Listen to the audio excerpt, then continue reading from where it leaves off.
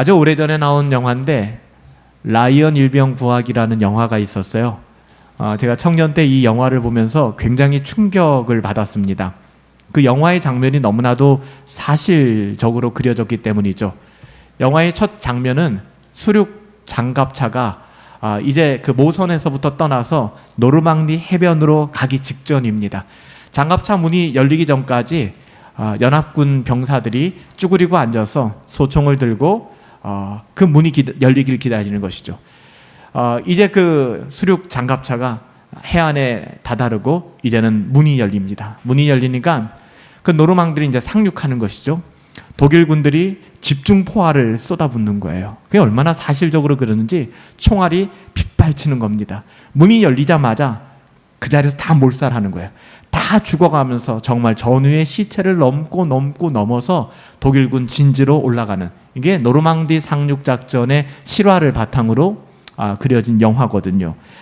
여러분들, 우리가 영적인 전쟁을 할 때 그 전쟁은 어떤 공군력을 가지고 있느냐, 어떤 해군력을 가지고 있느냐, 어떤 미사일을 가지고 있느냐로 결정되지 않아요. 지금도 전쟁은 마찬가지입니다. 지금도 우크라이나와 또 러시아가 전쟁을 하고 각국에서 전쟁 또 국지전들을 하고 있는데, 그 전쟁에서 승리는 어떻게 판가름 나느냐 하면은 보병들이 깃발을 꽂고 보병들이 거기를 장악할 때 전쟁은 끝나는 것입니다. 그래서 노르망디 상륙작전도 어떻게 보면 연합군이 이제는 좀 기울었던 때거든요.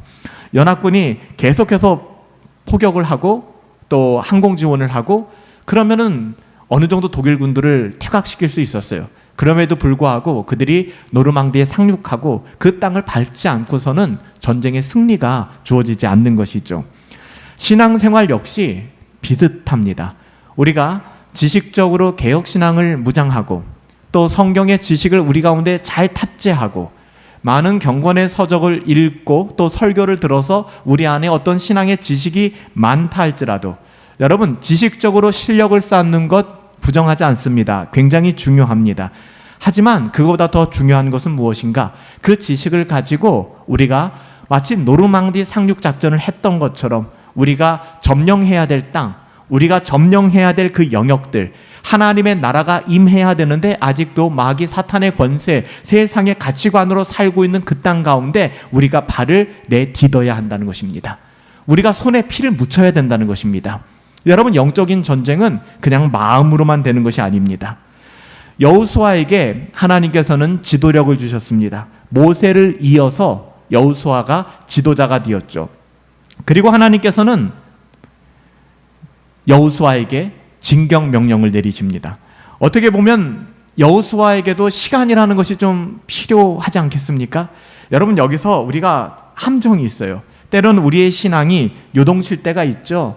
그리고 좀 침체될 때도 있습니다. 때로는 좀 쉬어가거나 시간이 필요할 때도 있습니다. 부정하지 않습니다. 그런 시간을 가지시면서 차근차근 회복하시는 것도 중요하고, 때로는 아무것도 하지 않고 좀 있으면서 내 마음을 다잡는 것도 필요합니다. 여러분, 그런데 그거 아세요?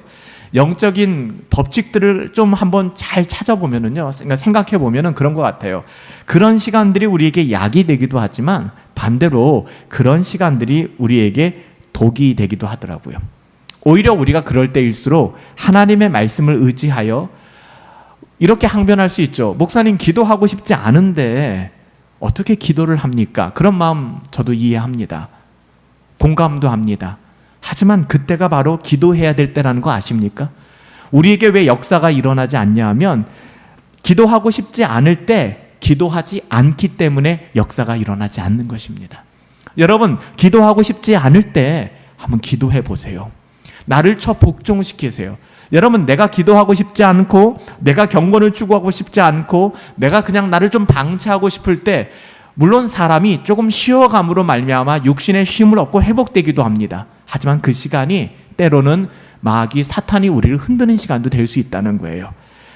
여호수아에게 시간이 필요했을까요? 필요하지 않았을까요? 여러분, 대통령도 5년 하는 한 나라의 대통령, 이 조그마한 나라의 대통령도 당선된 다음에 인수위를 꾸리고 인수위원회를 꾸려가지고 대통령 준비 기간을 갖지 않습니까? 여호수아는 남자만 60만 3,550명, 대략 200만 명의 사람들을 이끄는 지도자였단 말이에요. 그리고 이제는 가나안 땅으로 들어가야 돼요. 광야만 도는 게 아니라 시간이라는 게 필요할 거 아닙니까?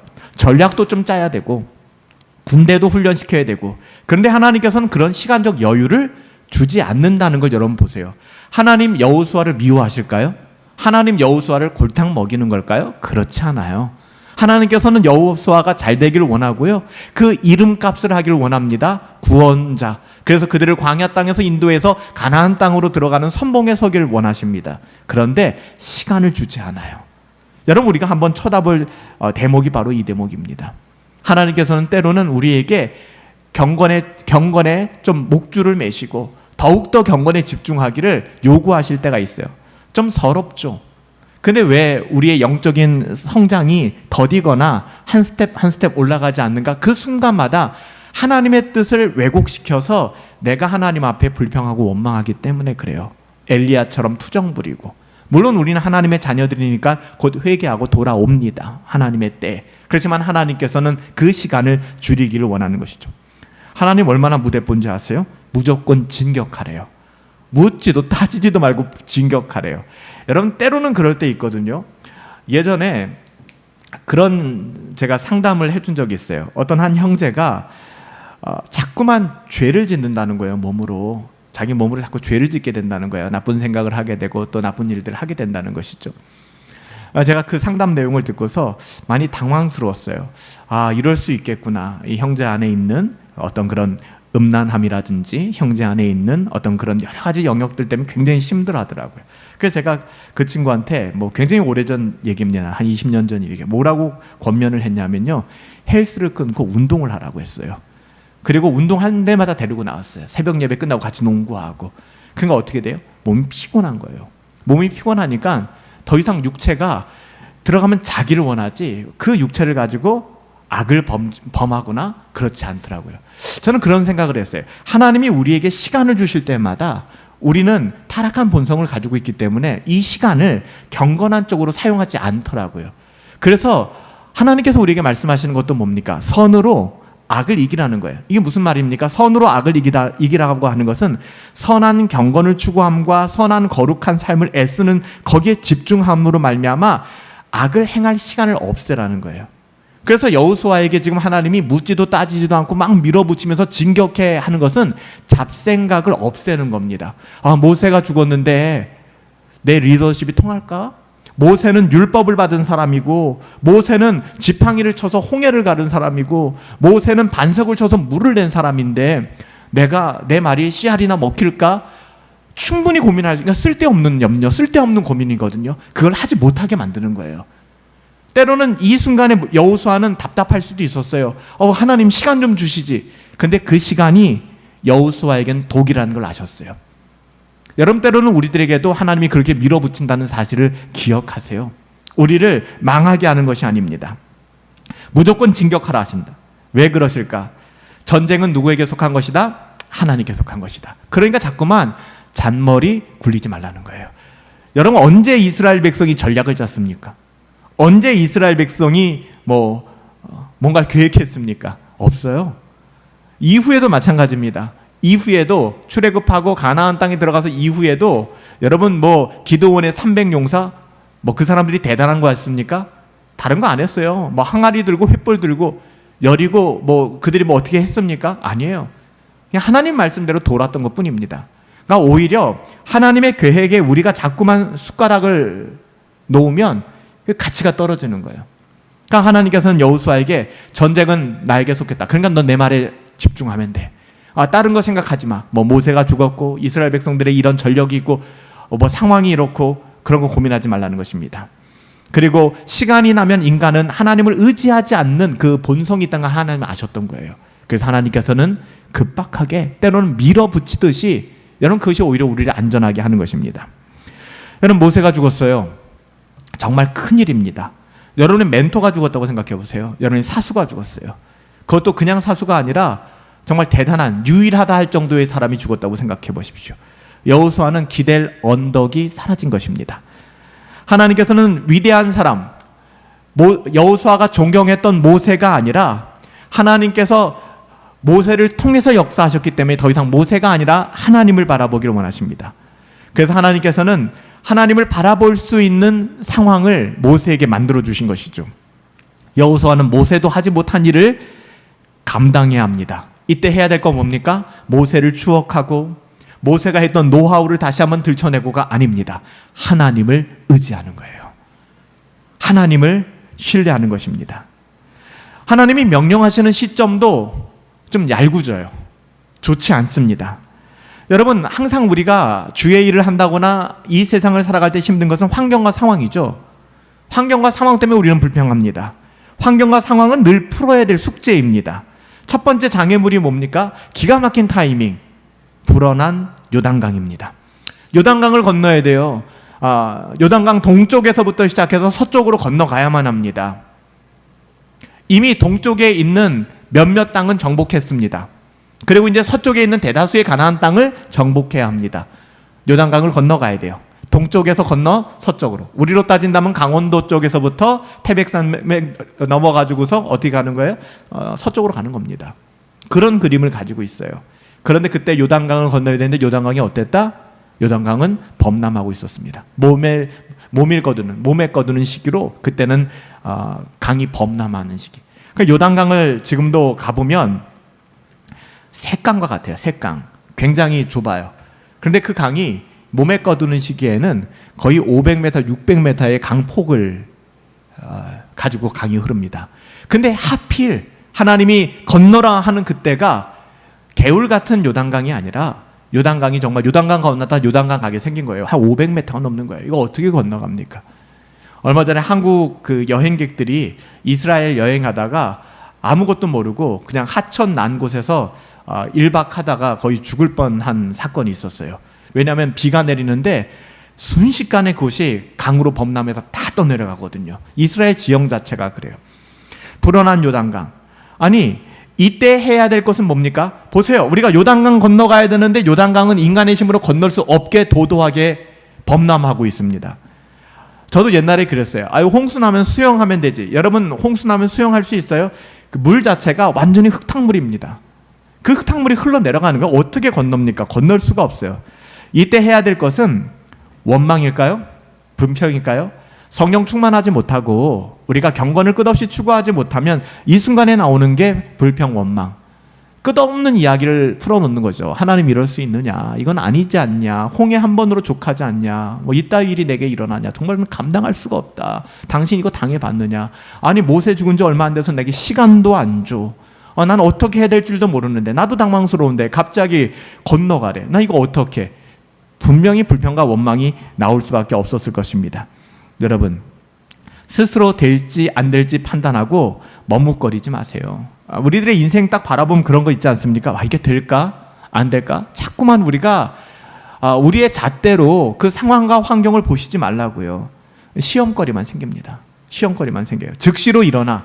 정말 우리가 여호수아서를 볼 때 굉장히 와닿는 말이 오늘도 즉시로 일어나. 그러니까 right now, 지금 당장 일어나라는 것입니다. 하나님의 명령한 대로 행동하는 것. 그래서 다른 것은 생각하고 움직이세요. 아니면 실수합니다. 그렇지만 하나님의 일은 먼저 움직이세요.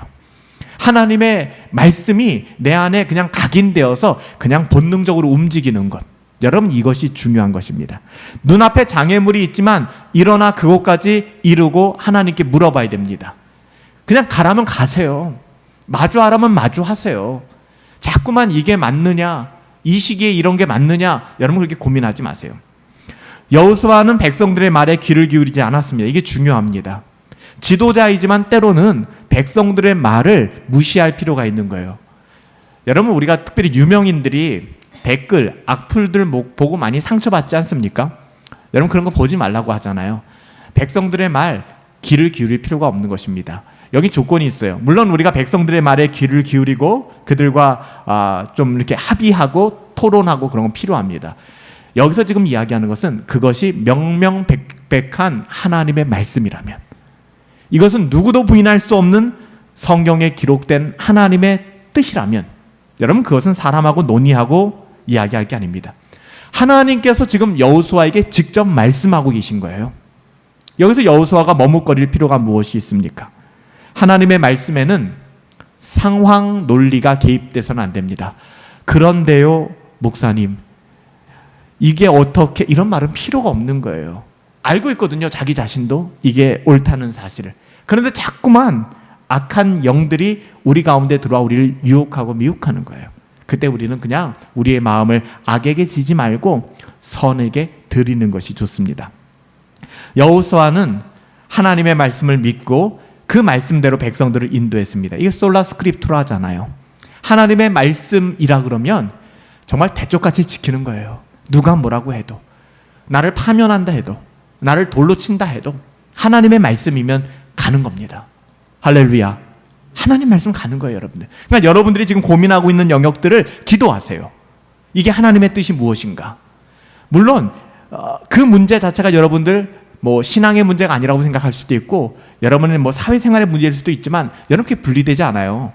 분명히 우리는 신앙인으로서, 우리가 지난주에 여호수아서를 보면서 뭐라고 얘기했습니까? 하나님 나라의 운동이라고 말씀드렸잖아요. 독립운동하듯이 마귀의 권세, 세상의 권세에 유린당하는 그 세상 가운데 우리가 딛고 들어가 하나님 나라의 운동을 하는 것입니다. 대한독립 만세, 바보 같은 짓이잖아요. 그래서 제가 우리 3.1운동 유적지를 다니면서 저는 그런 얘기를 했던 것 같아요. 나는 바보같이 3.1운동 못했을 것 같다. 난 차라리 의병이 됐을 것 같다. 총으로 한 거였을 것 같다. 그만큼 잔혹한 죽음을 당했잖아요. 아니 일본의 헌병들은, 일본의 군인들은, 경찰들은 총을 쏘는데 우리는 비폭력, 그냥 태극기 들고 대한민국 만세, 대한독립 만세를 외친 거 아닙니까? 어떻게 보면 개죽음이잖아요. 다 죽어나가는 거 아닙니까? 근데 거기서부터 우리의 독립이 시작됐잖아요. 때로는 우리가 생각할 때 그건 지혜롭지 못해, 굉장히 우리가 같지 않게 뭔가 된 것처럼, 그건 지혜롭지 못해, 이런 방식으로 택해야지 라고 이야기하기에 앞서 그냥 하나님의 말씀이면 하나님 나라를 위하여 그거 같이 썩어지는 것입니다. 때로는 좀 바보가 되고, 때로는 어리석다는 얘기도 듣고 모자란다는 얘기도 듣고, 우리가 모자라서 그러는 건 아니거든요. 하나님의 나라가 크고자 하거든 남을 섬겨야 됨을 알고 있기 때문에, 우리가 마땅히 사랑해야 됨을 알고 있기 때문에 우리가 그 일들을 행하는 건 아니겠습니까? 그래서 여호수아는 오직 하나님의 말씀이에요. 솔라 스크립투라. 저는 여러분들 축복합니다. 여호수아와 여러분들 뭐가 다릅니까? 여러분의 인생이 솔라 스크립투라, 하나님의 말씀으로 각인되어져 살아갈 수 있게 되기를 예수님의 이름으로 축복해요. 하나님의 말씀이 여러분들을 움직일 수, 드라이브할 수 있도록 여러분 그런 삶을 사셔야만 됩니다. 여호수아서 1장 10절부터 11절에 보면은 이런 말씀이 나오죠. 이런 하나님의 명령을 듣고 이에 여호수아가 그 백성의 관리들에게 명령하여 이르기를, 진중에 두루다니며 그 백성들을 명령하여 이르기를, 양식을 준비하라. 사흘 안에. 여호수아도 대단하지 않습니까? 무슨 이거 번갯불에 콩 구워 먹을 일이 아니지 않습니까? 200만 명 가까운 사람의 목숨줄이 달린 일입니다. 그런데 뭐라고 얘기해요? 3일 안에 너희가 이 요단강 건너가 너희 하나님 여호와께서 너희에게 주셨는데 그 땅 너희가 차지하게 될 거야 라고 얘기를 합니다. 이거 자칫 잘못하면 돌 맞아 죽을 일입니다. 그렇지 않아요? 3일 안에 만약에 못 들어가면 어떡해요? 확신이 없으면 할 수 없는 말입니다. 하지만 여호수아는 묻지도 따지지도 않아요. 하나님 앞에. 하나님 시간이 부족해요. 하나님 나 이게 좀 어떻게 좀 저를 설득해 주세요. 아니에요. 그냥 여호수아는 순종했습니다. 하나님의 말씀에 순종하는 것 지체 없이, 하나님 말씀을 듣고 좀 생각해 볼까요? 그런 다음에 순종 불순종입니다. 여러분들 하나님 말씀을 들으면 즉시 순종하는 것입니다. 그러니까 몸이 먼저 나오는 것입니다. 황당할 수 있겠지만 백성들의 지도자들을 모아놓고 여호수아가 며칠을 약속했어요? 3일. 3일 안에 요단강 건너갈 거야. 아무리 봐도 도도히 흐르는 요단강 건너갈 수가 없어요. 그들의 상식적으로는 여호수아가 뗏목을 준비합시다. 뗏목을 만들어서 200만 명이 건너기 위해서는 이렇게 왕복을 해야 될 것 같고, 물살이 세니까 이렇게 합시다. 아니면 다리를 만듭시다. 아니면 돌아갈 수 있는 길을 찾아봅시다. 이게 합리적이라고 생각했을 거예요. 이렇게 주장하는 사람들도 있었을 것입니다. 근데 여호수아는 그런 말이 나오지가 않아요. 여호수아는 오히려 백성들의 리더들을 모아놓고, 중간 리더들을 모아놓고, 우리 교회로 따진다면 제가 지역장님들을 모아놓고, 그리고 조장님들을 모아놓고 그냥 선언하는 겁니다. 그것이 하나님의 뜻이라면 3일 건너갈 것입니다 라고 얘기해요. 이스라엘 백성들은 홍해를 건넌 경험이 있었습니다. 그렇기 때문에 어떻게 보면 하나님이 역사하시니까 이런 여호수아의 말에 순응했던 것 같아요. 40년이 걸렸습니다. 순응하기 전까지. 여러분 보세요. 오늘 여호수아가 3일 안에 너희가 요단강을 건널 거야 라는 말에 한마디도 하지 않습니다. 물론 하나님이 하신 일이에요. 그들 안에 믿음이 생겼기 때문에 그래요. 이 믿음을 갖기까지가 40년이 걸렸고요. 그 믿음이 차올랐을 때 드디어 그들이 가나안 땅에 들어가게 된 겁니다. 여러분 모세가 이런 얘기할 때마다 사람들은 발목 잡았어요. 이 사람이 우리를 죽이려고 한다. 애굽이 좋았다. 그때는 우리가 종이었어도 고기 먹고 살았는데 얼마나 많은 불평을 했는지 모릅니다. 하지만 여호수아가 이렇게 말했을 때 여호수아는 아직 리더십이 확립되지도 않았는데 오히려 여호수아 말에 순응하기 시작합니다. 그리고 홍해를 건넌 그 40년의 불신앙을 극복하고 이제는 믿음을 가지고 요단강을 건너가는 것입니다. 여러분 보세요. 오늘 지파가 두 지파 반이 나오죠. 오늘 본문에 나오는 게 어떤 지파입니까? 특별히 루벤 지파, 갓 지파, 므낫세를 반으로 나눴어요. 그래서 므낫세 하프예요. 반 지파. 므낫세 반이 그냥 이름이 아니라 므낫세의 반쪽 지파입니다. 두 지파 반이에요. 이 두 지파 반은 요단강을 건너기 전에 이미 동쪽에 그들의 땅을 분배받았습니다. 그러니까 그들은 이미 땅을 분배받은 사람이에요. 12절 말씀에 보면 여호수아가 또 루벤 지파와 갓 지파와 므낫세 반 지파에게 말하여 이르되 13절에 너희 여호와의 종 모세가 너희에게 명령하여 이르기를 너희 하나님 여호와께서 너희에게 안식을 주시며 그 두 지파 반은 이미 안식을 누렸어요. 땅을 받았으니까 너희에게 안식을 주시며 이 땅을 너희에게 주시리라 하였으나 너희는 그 말을 기억해라. 그러니까 하나님께서 그들에게 땅을 주시면서 하셨던 그 말을 기억하라. 그리고 14절에 뭐라고 얘기하는지 아세요? 너희는 이 두 지파 반입니다. 너희는 너희의 처자와 가축은 모세가 너희에게 준 동쪽 이편 너희의 땅에 머물거니와 너희의 모든 용사들 즉 전쟁을 할 만한 남자들은 다 무장하고 너희의 형제들 나머지 지파들보다 앞서서 요단강을 건너가 도우라라고 얘기합니다. 여러분 이 말이 여러분 어떻게 들리세요? 여러분 이 속에 좀 들어가셔야 되는데 여러분이 두 지파 반이라고 생각해 보세요. 여러분이 이미 기득권을 가졌습니다. 여러분이 이미 땅을 얻었다고요. 그리고 여러분들은 안식을 받았습니다. 근데 대다수 이스라엘 백성들은 아직 땅이 없어요. 그리고 그들은 요단강을 건너가야 됩니다. 그리고 그들은 가나안 땅을 정복해야 됩니다. 근데 두 지파 반은 그 남의 얘기예요. 남의 얘기. 우리는 끝났어요. 우리가 거기에 우리 손을 담글 필요가 없습니다. 그럴 필요가 없는 거예요. 루벤, 갓, 므낫세 반지파는 이미 요단강을 건너가기 전에 자기의 땅을 받았기 때문에 요단강 건널 필요가 없는 족속이었습니다.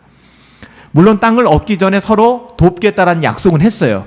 근데 이스라엘 백성이 그 약속을 뒤엎은 게 한두 번입니까? 우리도 마찬가지잖아요. 화장실 들어갈 때와 나갈 때가 다르잖아요. 충분히 번복할 수 있었습니다. 사람의 마음은 갈 때니까요. 여러분 더군다나 당시의 리더십인 여호수아는 리더십이 확실하게 확립되지 않았단 말이에요. 그래서 여러분 여호수아 입장에서도 이 두 지파 반을 건들고 싶었을까요? 건들고 싶지 않았을까요? 여러분 같으면 어떻게 하겠어요? 여러분 같으면 괜히 이 두 지파 반에게 누가 봐도 이젠 다 끝난 사람들인데 이 사람들에게 너희들이 함께 도와서 우리 전쟁하러 나가자 하면 전쟁할까요? 괜히 긁어부스럼 만드는 거 아니야? 여호수아도 그 생각할 수 있습니다. 그런데 여호수아는 그런 생각을 하지 않았어요.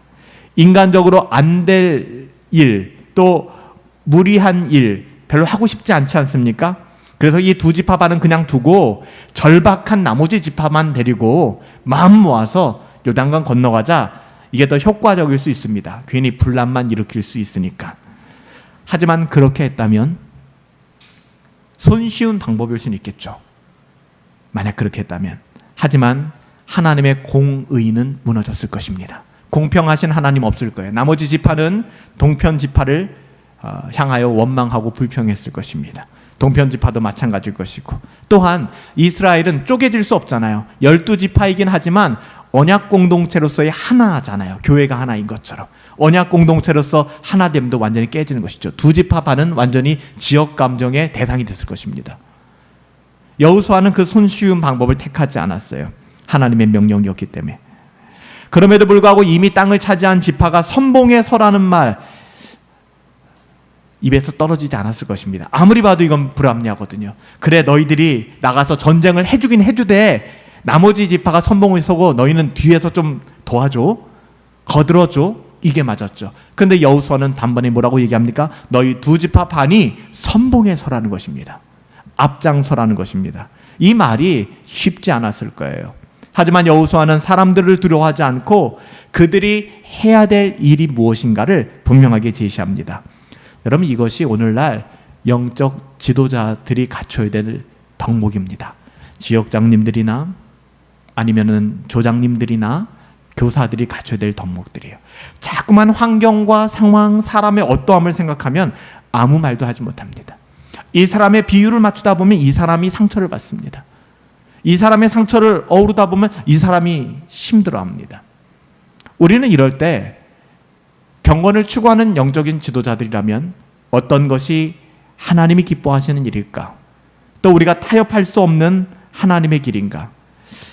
뭐 성경에서 나온 이야기는 아니지만 성경의 가치가 저는 묻어져 있다고 생각하는데 노블리스 오블리제라는 말 알고 계시지 않습니까?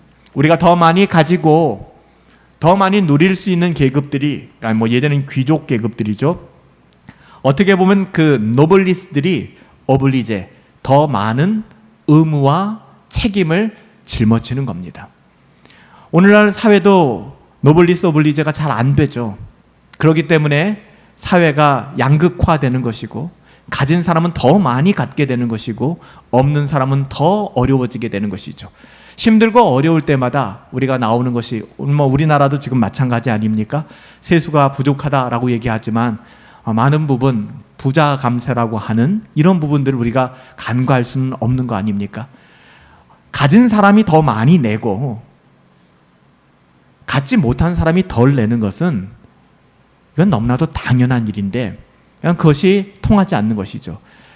여호수아는 어떻게 보면은 이미 두 지파 반 가진 사람들이에요. 노블리스 계급들일 수 있습니다. 근데 그 사람들에게 더한 어울리제를 강조하고 있는 것입니다. 너희들이 먼저 동편 땅을 얻었으니까 너희들이 선봉에 서라고 하는 것입니다. 더 많은 희생을 감수하자는 것입니다. 여호수아가 요단강 동편의 땅을 얻은 사람들을 어떻게 대하고 있는가? 이것이 여러분들 여호수아에게 준 첫 번째 지도자로서의 시험이었습니다. 그는 이 문제를 하나님 뜻대로 풀었죠. 세상의 방식이 아니라. 이스라엘 공동체는 절대로 나눠질 수 없다. 그러니까 여러분들 나머지 지파들이 두 지파 반이 그렇게 헌신하는 모습을 보고 어땠을까요? 가슴이 뜨거워졌을 거예요. 여호수아가 그렇게 배려해주는 모습을 보고 어땠을까요? 가슴이 뛰었을 거예요. 여러분, 하나님의 언약 공동체를 하나 되게 만드는 거예요. 가장 나쁜 지도자는 국가를 분열시키는 지도자입니다. 양극화시키는 것이죠. 여호수아도 그 방법을 택할 수 있었어요. 나를 지지하는 사람들, 나를 좋아하는 사람들, 그 사람들만으로 어떻게 보면 가나안 땅, 이 어려운 시기를 돌파하자라고 생각할 수 있었습니다. 그렇게 하지 않았다는 거예요. 하나님이 주신 참된 리더십을 하나님의 뜻대로 그 시험을 잘 이겨냈던 것이죠. 하나님의 언약 공동체가 나누어질 수 없음을, 결코 교회는 찢겨질 수 없음을, 여호수아는 이스라엘의 그 흔한 지파 이기주의에 빠지는 것을 막았습니다. 만약에 여호수아가 정말 단순하게 자기가 원하는 사람들만 데리고, 아니면 이 사람들은 그래도 내가 괜히 건드렸다가는 긁어서 부스럼 될 것 같으니까 내가 그렇게 할 거야 라고 했다 그러면 영원토록 이스라엘 백성들은 지역 이기주의가 생겼을 거예요. 지역주의가 생겼을 것입니다. 하지만 여호수아는 그것을 이겨냈던 것이죠. 여호수아서 1장 15절에 가보면 여호와께서 너희에게 안식하게 하신 것 같이 너희의 형제도 안식하며 그들도 너희 하나님 여호와께서 주신 그 땅을 차지하기까지 하라. 그리고 너희의 소유지 곧 여호와의 종 모세가 너희에게 준 요단 이쪽 땅, 해돋는 땅, 동편이죠. 그 땅에 돌아와 그 땅에 머물게 될 것이니라. 그러니까 여호수아서 1장 15절도 노블리스 오블리제를 얘기하잖아요. 하나님께서 너희에게 안식하여 준 그 땅 너희가 소유하고 있지 않냐. 그러면 대다수 아직 그 땅을 차지하지 못한 형제들을 위하여 너희들이 떠나 함께 도우라는 것이죠. 그런 다음에 돌아와 요단 동편 해돋는 곳에 머물러 하나님이 주신 그 땅을 누려라 라고 얘기하는 거예요.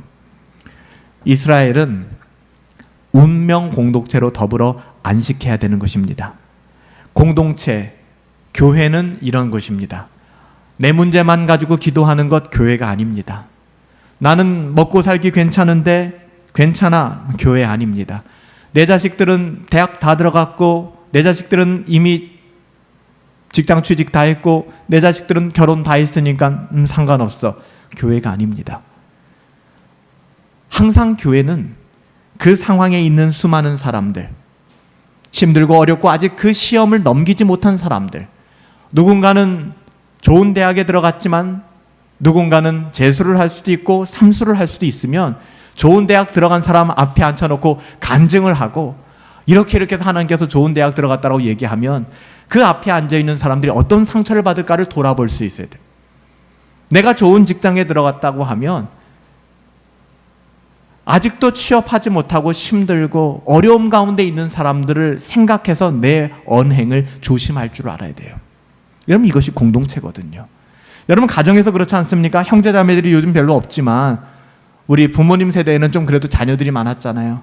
한 자식이 잘 되는데 다른 한 자식이 못 되면 그 자식 자랑을 못 하는 거예요. 잘 되는 자식을. 왜요? 못 되는 자식, 아픈 손가락이 있기 때문에. 여러분, 교회가 그런 것 아니겠습니까? 그런데 교회를 살펴보면 오늘날 이런 모습들이 많이 없어지는 것 같아요.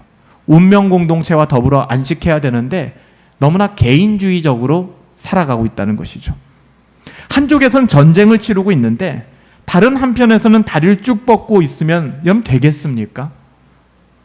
그래서 우리는 끝없이, 제가 그래서 우리 조모임 때도 기도 제목을 주세요 부탁을 드리는 것은 그 기도 제목에 좀 더 깊이 있고 현실적인 기도 제목들이 많이 담겼으면 좋겠는 거예요. 그건 조장님하고 저만 알고 있거든요. 그래야 기도할 수 있죠. 매일 형식적인 기도 제목을 준다 그러면 저도 기도가 한계가 있거든요. 여러분, 우리는 끊임없이 연약한 분들을 위해 기도해야 합니다. 하나님이 도와주시기를, 살려주시기를. 함께 싸워야 해요. 함께 아파해야 해요. 함께 멍에를 지고 살아가야 됩니다.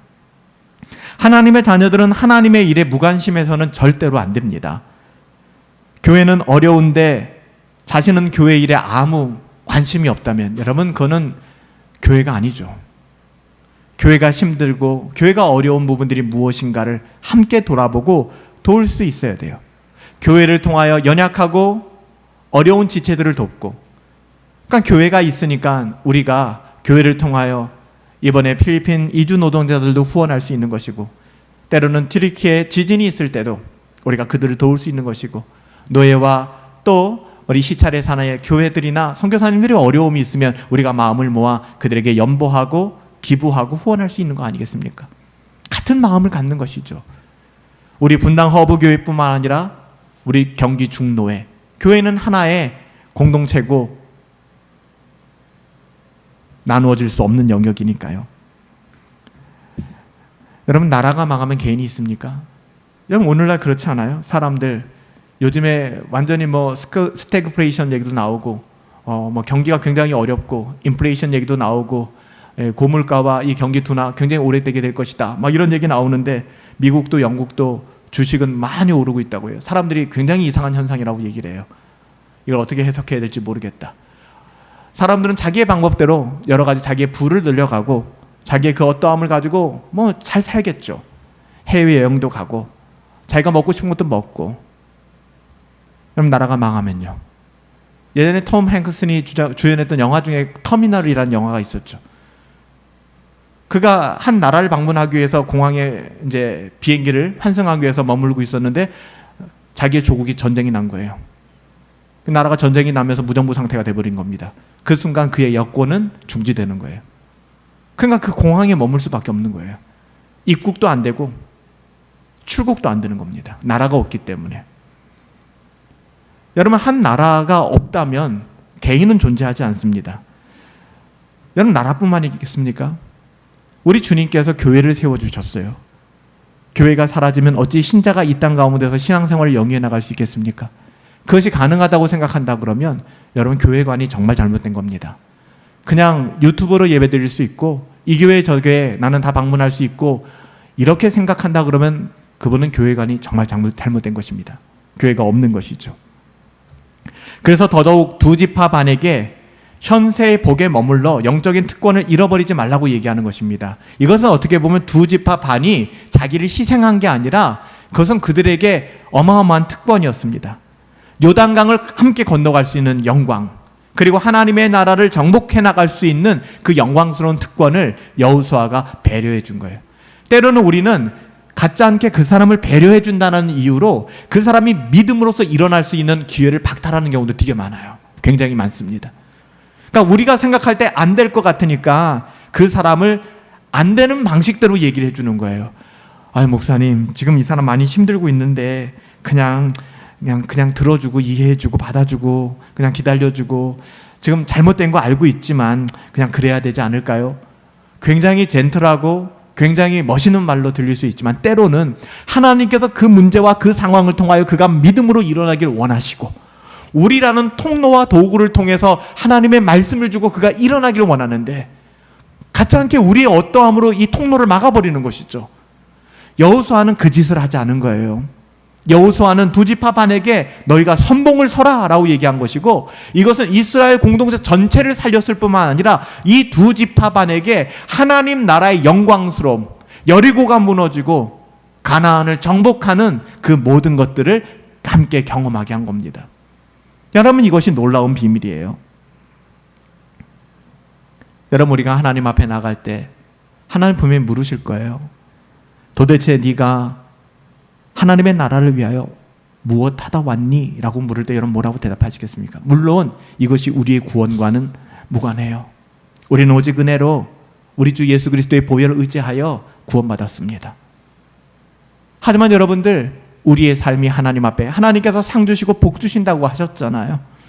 도대체 내가 나를 위해서 한 건 뭐니? 라고 물을 때 여러분 뭐라고 대답하시겠습니까? 돌아봤을 때 자기 자신을 위해서 한 건 너무 많은데, 심지어는 교회의 봉사, 교회의 일들, 신앙생활도 때로는 자기 자신을 위해서 하잖아요. 그래서 자기 자신이 기분이 나쁘거나 수가 틀어지면 안 하잖아요. 여러분, 우리가 하나님 앞에 섬기는 그 일이, 여러분의 목사가 오늘 하루 겁나게 짜증나고 나 정말 기분 완전 상했고 여러분들에게 문자하는 거예요. 오늘 제가 정말 기분 대박 상했기 때문에 금요일에 없습니다. 받아들일 수 있겠습니까? 목사는 그런 마음이 없겠어요? 하나님께서, 목사는 하나님의 말씀으로 수종 들고 섬기라고 부른 사람들이고 여러분들은 여러분들의 삶의 자리에서 분명한 소명이 있을 것입니다. 그것은 적어도 우리의 감정, 환경과 상황에 따라서 결정될 수 있는 게 아니에요. 여러분들, 맡은 일에 충성하라고 하셨죠, 주님께서. 그리고 충성하되 어떻게 충성하라고 했어요? 죽기까지 충성하라고 그랬어요. 죽기까지 충성하라고. 주님이 하신 말씀이에요. 너희는 죽기까지 충성하라. 여호수아는 결코 서두르지 않았습니다. 새로운 지도자로서 흥분하거나 초조해하지도 않았습니다. 두 가지를 명령했습니다. 시기적으로 부적절하지만 요단강 건널 준비해라. 대단한 명령입니다. 우리 요단강 건널 거야. 3일 안에 끝낼 거야. 그렇게 분명하게 얘기했어요.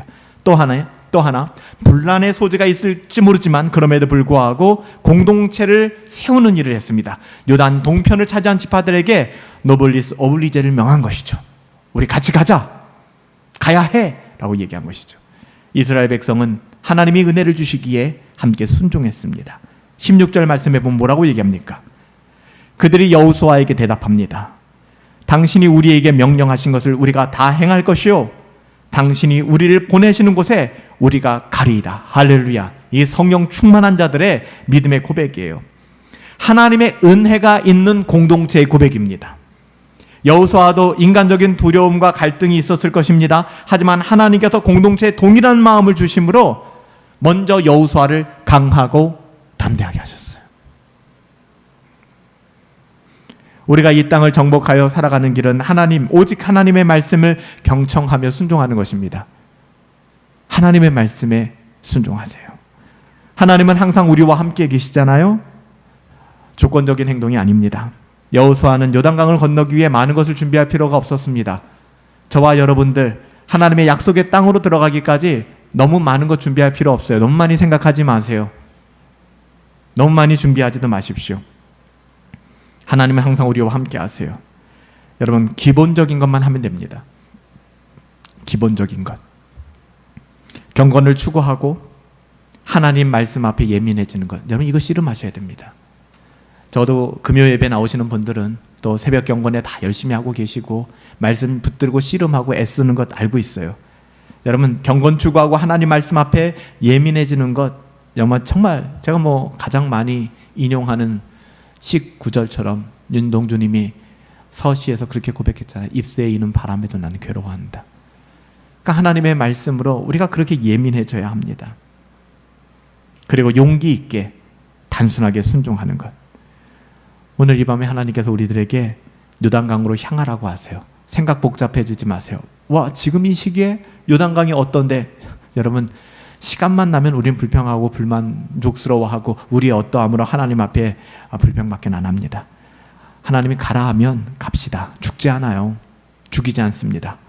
또 절박하게 신앙생활을 할 필요가 없다는 생각에 이기적인 안정감을 누리고 있다면 여러분, 그때 조심해야 합니다. 나는 더 이상 기도할 것도 없고 난 더 이상 이제 먹고 살만하고 난 더 이상 괜찮아. 여러분, 그때 노블리소블리제가 필요한 겁니다. 연약하고 힘든 이웃들. 저는 그렇게 생각해요. 우리 분당 허브교회가 쉽지 않아요. 그렇죠? 재정적으로도 우리 거의 한 달 살기 하고 있습니다. 월 말 되면은 재정이 없어요. 몇만 원밖에 안 남아요. 다 나가고 나면. 그리고 또 하나님께서 한 달 채워주세요. 만나와 같이 살고 있습니다. 그런 교회가 무슨 필리핀 이주 노동자를 도와요. 그런 교회가 무슨 선교사를 후원해요. 자기 먹고 살기도 바쁜데. 저는 그렇게 생각하지 않거든요. 그럼에도 불구하고 지난 주일 연보보다 여러분들이 한 주간 필리핀 이주 노동자들을 위해서 기부한 금액이 더 커요. 더 많아요. 액수적으로. 우리 교회가 그런 교회입니다. 그럼에도 불구하고 우리가 해야 될 것은 저는 노블리서블리라고 생각합니다. 그래서 긍휼 사역은 왜 목사로서 생각이 없겠습니까? 와, 이거 이번 달은 벌써 2주가 지났는데 이 정도 헌금을 가지고 과연 월말까지 채우면은 우리가 다 쓸 수 있을까? 고민이 되죠. 그런 마음도 들죠. 이 정도 금액이 나왔으면은 이 정도의 금액의 반을 떼서 필리핀 이주 노동자들에게 하고 반은 우리 교회에 그냥 재정으로 넣을까? 그런 생각이 안 들겠습니까? 아무에게도 드러나는 것도 없고 알아주는 일도 아니잖아요. 그 일들이 우리들만 알고 있는 얘기들이잖아요. 그럼에도 불구하고 저는 그 일이 하나님의 나라를 세우는 일이라 생각하고 그 일이 우리가 해야 되는 일이라고 생각해요. 여러분 어떠세요? 그것이 우리 교회의 노블리소블리지 아니겠습니까? 요단강 동편에 우리는 이미 땅을 얻었다고 해서 그렇지 못한 나그네들과 힘들고 어려운 사람들, 우리보다 훨씬 더 어려운 시기를 겪고 있는 사람들에게 우리가 손을 내밀지 않는다 그러면 어떻게 교회의 교회됨이라고 할 수 있겠습니까? 그래서 여러분들에게 묻지 않고 다행히 감사한 것은 우리 교회에서 어느 누구도 아직까지 우리 교회 재정도 쉽지 않은데 목사님 돈을 더 모으시지, 재정을 더 모으시지, 펀드를 더 만들어서 좀 이렇게 하시지, 왜 이걸 이렇게 하십니까? 라고 이야기하는 분은 아직까지는 없어요. 그런 분들이 있다고 해서 전 그 말 듣지 않을 겁니다. 왜냐하면 구제와 선교, 이것은 우리가 마땅히 이곳에 발을 딛고 예배하고 예배 공동체로 살아가는 동안에 해야 되는 일이기 때문입니다. 여러분의 삶의 영역에서 요단강을 건너라는 주님의 말씀, 하나님의 말씀에 순종하여 너무 고민하지 마시고 해야 되는 일은 합시다. 이후에는 하나님이 하실 거예요. 우리 박정석 선교사님 지난주에 오셔서 뜬금없는 말씀을 저한테 하시는 거예요. 여기가 5층이죠? 5층이죠. 이 교회 그런 걸 물어보는 거예요. 그러더니 선교사님이 저한테 뭐라고 얘기하는지 아세요? 여기 사세요. 그러는 돈이 어디 있어요? 여기 사세요. 그래서 선교사님 돈 없어요 저희. 그랬더니 그분이 저한테 그러더라고요. 기도하세요. 그래서 제가 이 선교사의 믿음이란 이런 것인가? 선교사의 믿음이란 이런 것인가? 막 간증하시잖아요. 어디 나와서 했더니 요번에 딸도 호주로 유학을 갔거든요. 이제 그쪽 파푸아뉴기니에서 이제 고등학교 졸업하고 또 아들은 한국에서 학교 다니고 등록금만 해도 만만치가 않을 거예요. 이거 어떻게 하냐 그랬더니 그냥 기도한대요. 기도하니까 채워준대요. 이게 대책 없다라는 생각도 들지만 한편으로는 참 멋지다. 나는 아직 믿음이 없어. 여기 산다고까지는 못하겠지만 기도할게요 라고 하면서 제 자신을 많이 돌아보았어요. 무모할 필요는 없겠죠. 하지만 우리가 해야 되는 일이 있다면 때로는 저는 그렇게 생각하거든요. 예배당이 본질이 아니라고 생각하니까 예배당이 전부가 아니라고 생각하니까 우리가 더 하나님의 자녀다운 모습을 이곳에서 드러낼 다른 영역들이 많다고 생각하니까 전 거기에 집착하지 않는 거거든요. 하지만 또 하나님께서 때가 되면 그런 것을 우리에게 주실 때도 있겠죠. 여하튼 여러분의 삶의 어떤 지점에서 경험하고 있는 모든 일들이 오늘 여호수아와 같이 정면 승부하시고 돌파하시며 우리 어떠함이 아니라 하나님 말씀 붙잡고, 그리고 매너리즘에 빠져서 만족해 살지 말고 연약한 자들을 향하여 우리의 마음을 둘 수 있는 그런 우리 분당 허브교회가 되기를 예수님의 이름으로 축복합니다. 살아계신 아버지 하나님, 우리 교회를 돌아봅니다. 9년 가까운 걸음, 빛 좋은 개살구다 라고 생각할 수도 있습니다. 모아둔 재정도 없고 9년 동안 뭐 했나 싶기도 합니다. 하지만 그렇지 않습니다. 단 한 번도 하나님의 말씀에 불순종한 적 없고 하나님의 말씀에 물탄 적 없고 오직 은혜의 복음을 전하며 기도하고 씨름하며 여기까지 달려왔습니다. 사람이 많고 적음 많으면 좋겠지요. 하지만 적음이 우리를 움츠러들게 만들거나 우리가 잘못된 길로 걸어가고 있거나 이것이 전혀 아님을 우리 너무나 잘 알고 있습니다. 믿음의 싸움, 믿음의 그 경주 하나님 끝없이 마주하고 달려가게 하여 주시고, 환경과 상황, 몸에 거두는 시기, 물이 넘치고 범람하고 별로 중요하지 않습니다. 하나님이 가라, 가면 되는 겁니다. 중요한 것은 하나님이 가라는 사인을 받는 것이고 하나님의 말씀을 통하여 그 해답을 얻는 것입니다. 그 해답을 얻기까지 하나님 말씀에 창념하게 하시고 경건을 추구하게 하시고 거룩한 삶 애쓰며 믿음으로 살아갈 수 있도록 은혜 더하여 주시옵소서. 예수님의 이름으로 기도하옵나이다. 아멘. 믿음이 없이는 안 됩니다.